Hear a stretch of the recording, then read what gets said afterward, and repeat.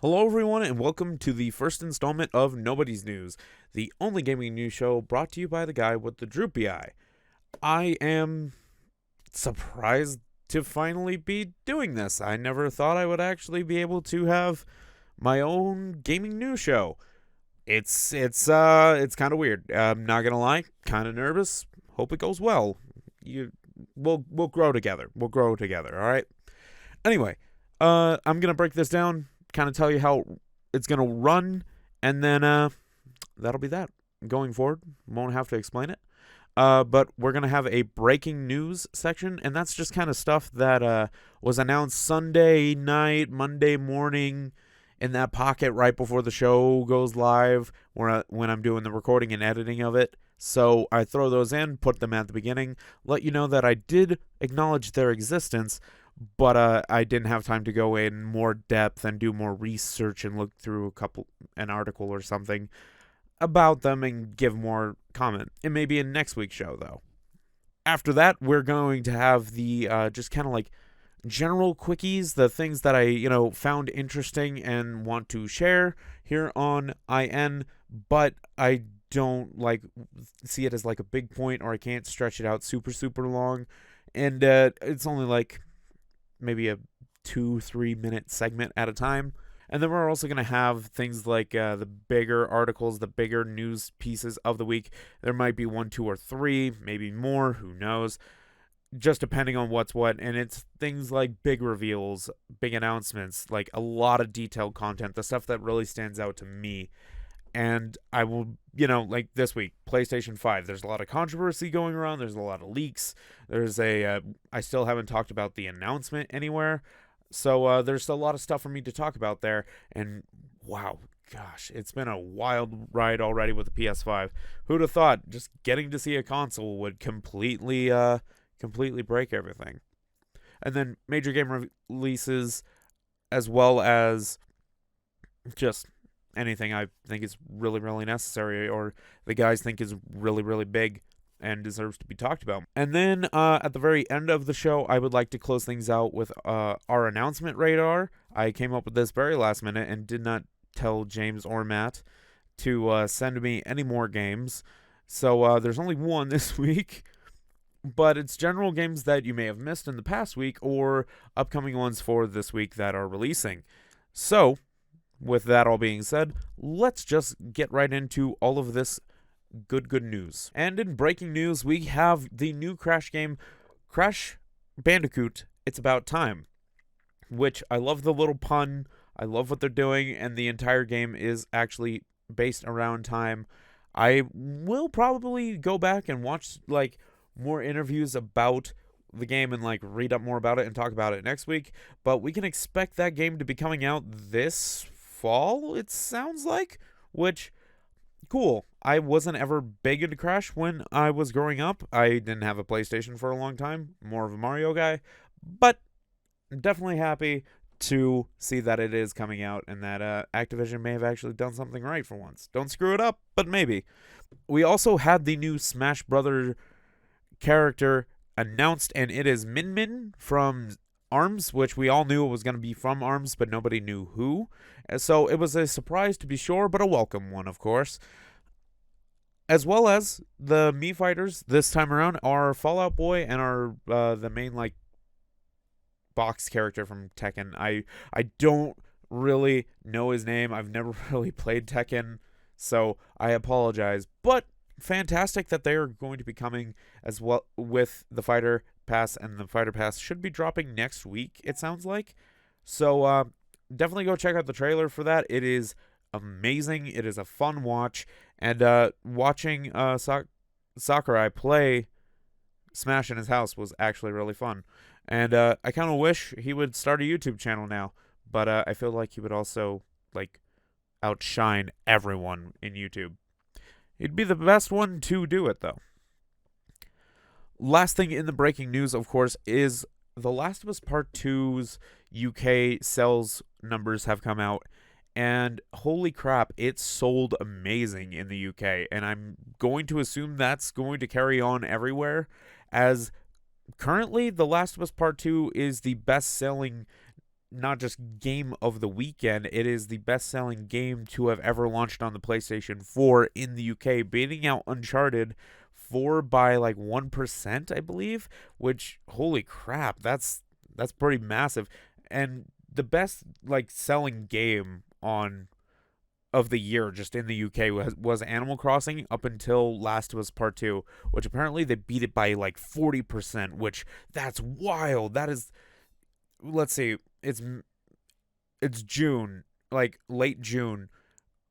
Freaking Animal Crossing came out in March, and that was like the best-selling game for a long time.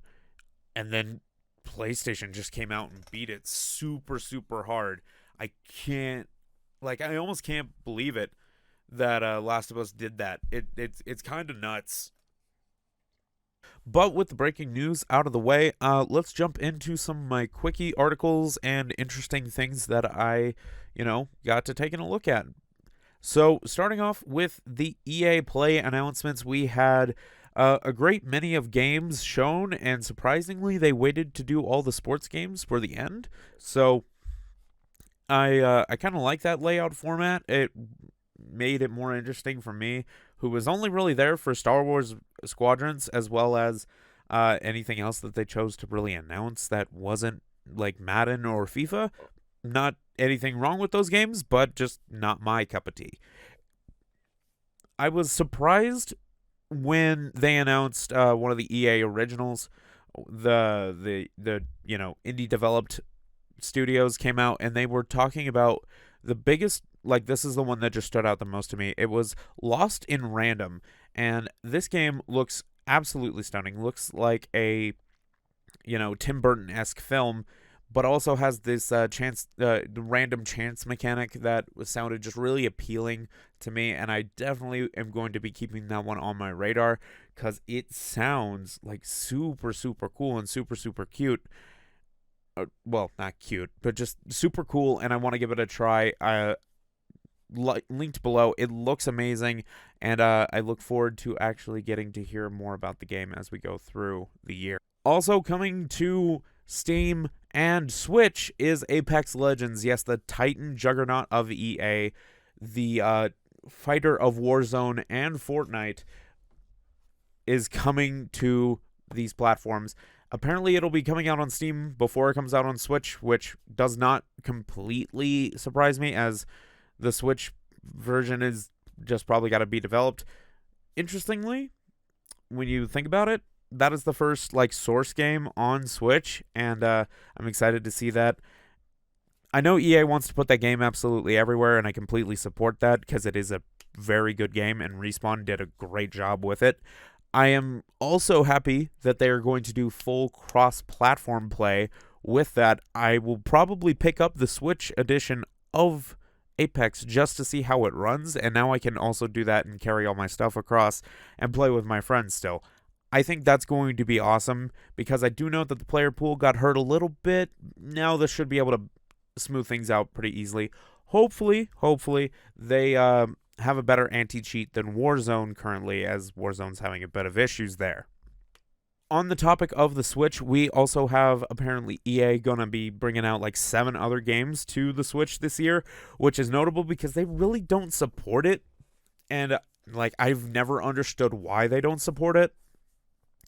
But now that they're going to be bringing out 7 more titles, I do know that they put out Need for Speed Paradise or something like that is out already, and it's $40.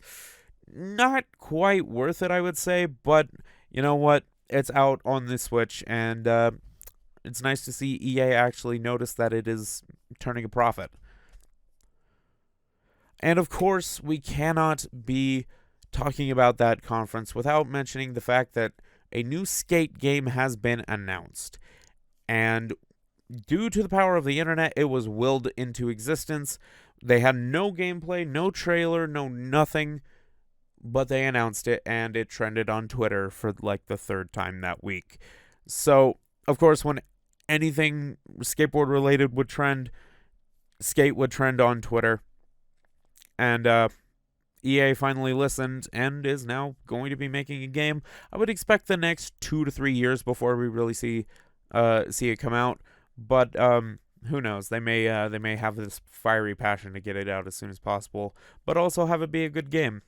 I don't know. EA has been doing that a lot lately, trying to make actual quality content games compared to shoving shit out the door and then waiting for patches to fix it because they decided one day, hey, look, you want a game to sell really well, make it good. I know it's weird. Only took Respawn to kick you in the balls a few times. Oof, that was a little rough. Kind of steering away from that, we have a little bit of good news talking about the new news that the Switch shortage could be coming to a full close. Back in March, it was reported that, production lines may be opening up a little bit in China. When everybody else was shutting down, they were slowly opening up and letting a few people back into work.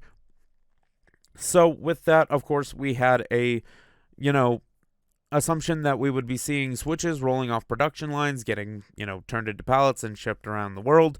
And hopefully this means we will be seeing them on store shelves very soon, if not like already. I know that the percentages for Switch sales have gone up in the UK because there was just more of them. So keep your eyes out if you are looking for a Switch. They are out there, and they're going to become more prevalent here in the next couple of weeks to couple of months for sure. And not a moment too soon for whatever games outside of Paper Mario they are going to do this year. Nintendo, please just announce something. Another something. I'll take anything at this point. Like, I like Paper Mario. I like Smash Brothers. But what are you doing? What are you doing this year? I don't know. And with those quick things out of the way, let's get talking about the big things of the week. And the biggest thing that kind of came out of EA with Star Wars Squadrons, that was kind of what everyone was there for, what it was all built around, really, in my personal opinion. And it looks good. It looks real good. And that is something that, EA does well. They have Frostbite, and it's always just looked real good. It looks real good. It's going to be a first-person piloting game in the vein of, like, Shadow Squadron, but not exactly. It is going to be more multiplayer-focused, PvP battles. It will have a campaign, but not very long, probably 5 to 6 hours, I would imagine. So, a little game that's going to have hopefully a ton of replayability. And from what they're saying right now, it's not going to have any microtransactions in it. Trust me, I was surprised to hear it too. And I take that with a massive pinch of salt. I will believe it when I see it. I will probably be holding on to my bag of salt throughout more of the information we get, because they always seem to do this with Star Wars titles. Hype them up real good for me because I'm a big Star Wars nerd, and then they crush my hopes and dreams. But hopefully this one's just gonna be good, and what they're telling us is honest. I'm gonna give them benefit of the doubt and say that much during the news show. But also, I'm probably going to pick it up at launch and do a review of it. Not only because I like Star Wars and stuff. I don't know if you've noticed based off of my content lately, i.e. all of the Let's Plays, but it's completely VR compatible. The entire game is VR compatible, which I have a video coming out for this channel about VR Star Wars. I am early on in its production, but I have a video I'll be talking about that more in depth. And I think this is going to be a big step in the right direction, because I would love to have more Star Wars VR titles. And if this one can be popular and it can have a nice install base, I'm excited. With EA bringing all their stuff back to Steam, it'll be Steam VR compatible, which just means it'll be, better. Honestly, I can't wait to actually play it in VR and give it a try. Hopefully they don't disappoint me with microtransactions or some other stupid thing that really just kind of ruins it, because being a pilot in my own X-Wing or TIE Fighter just sounds amazing, to be perfectly honest with you. And damn, That's really it. It looks good, and I can't wait to actually get my hands on the gameplay itself. And of course, it would be remiss of me to not talk about the PlayStation 5, as that is the thing on everybody's mind and in everybody's mouth right now. Holy crap.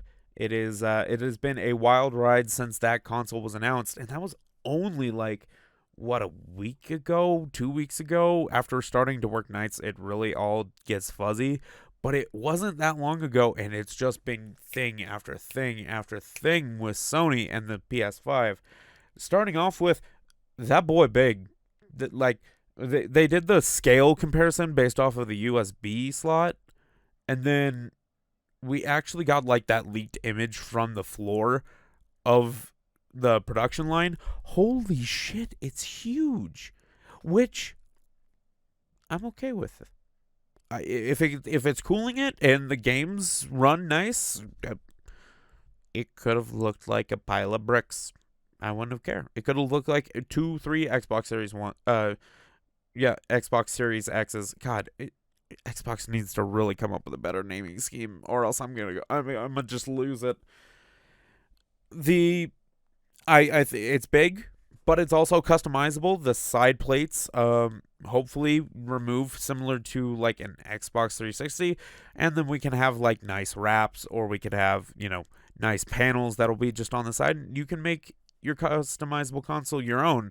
Apparently, it is incredibly customizable. So says one of the developers of the console, and I'm really excited to see what that means. Hopefully when it launches, or as we're getting closer to launch, we'll get to see what that just entails. And holy crap, the PlayStation 5, I thought it looked good already. I'm in that camp. Everyone's open to their own opinion. I think it looked pretty good, minus the extra thick edition, but I'm still going to get that one because I've got that lineup of games behind me. But hopefully the fact that it is so customizable is just something that, we can all make our own consoles. I love the Switch because of its customizability. I have wraps for it on the dock and the console itself.